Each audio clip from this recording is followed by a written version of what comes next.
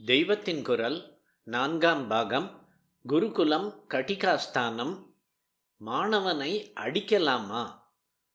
ரொம்பவும் நெறிப்பு இல்லாமல் இருப்பதற்கே அவ்வப்போது அனத்தியனம் என்று லீவ் கொடுத்ததை சொல்லும் போது வித்தியார்த்தியிடம் பொதுவாக ஆச்சாரியர் எப்படி நடக்க வேண்டும் என்பது பற்றிய தர்மசாஸ்திர கருத்துக்களையும் தெரிவிக்க தோன்றுகிறது.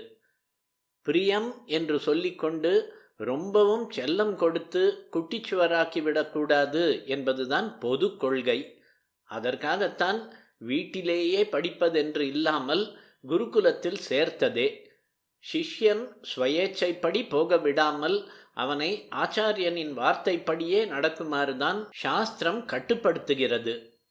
இதனால் ஆச்சாரியர் எப்போதும் உருவென்று மிரட்டி உருட்டி கொண்டிருக்க வேண்டும் என்று ஒரு இடத்தில் கூட சொல்லவில்லை. பிரியத்தோடு நடத்தும் போதே பையன் சுவாதீனமாக போகாதபடியும் அவனை ஒழுங்குபடுத்த வேண்டும் என்பதே சாஸ்திர கருத்து.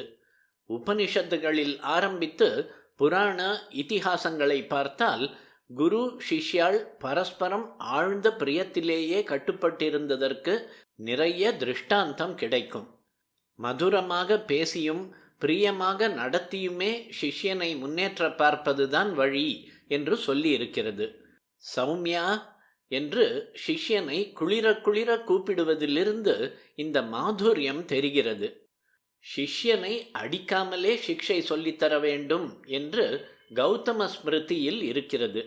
சிக்ஷை தருவது என்றாலே தண்டனை தருவது என்று பிற்பாடு அர்த்தம் ஏற்பட்டிருந்தாலும் ஆதியில் போட்ட ரூல் இப்படித்தான் இருக்கிறது. ஆனாலும் தவிர்க்க முடியாமல் சில சமயங்களில் அடிக்கவும் வேண்டி இருக்கலாம். அதனால்தான் அடியாத மாடு படியாது, அடி உதவுகிற மாதிரி அண்ணன் தம்பி உதவுகிறதில்லை என்றெல்லாம் வச்சனம் இருக்கிறது. Spare the rod and spoil the child. பிறப்பம்பழம் போடாவிட்டால் பிள்ளை குட்டிச்சுவர்தான் என்று வெள்ளைக்காரர்களும் சொல்கிறார்கள். இம்மாதிரி அடிக்கும்படியாக நிர்பந்தம் ஏற்பட்டால் கூட சின்னதாக ஒரு கயிறு அல்லது மூங்கில் கம்பால் தட்டலாமே ஒழிய சவுக்கு புளியங்கொம்புகளால் வீறுவது என்பது கூடாது என்று மனுஸ்மிருதி சொல்கிறது.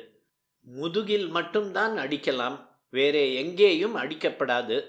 தலையில் ஒரு காலும் அடிக்கப்படாது என்று கட்டுப்பாடு செய்திருக்கிறது. தலையில் அடித்தால் பொறி கலங்கிவிடக்கூடும் அல்லவா?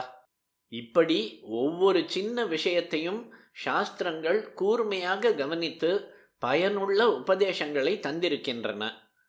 மொத்தத்தில் மாணவன் அந்த பருவத்தில் கட்டுப்பாட்டின் கீழ்தான் இருக்க வேண்டும்.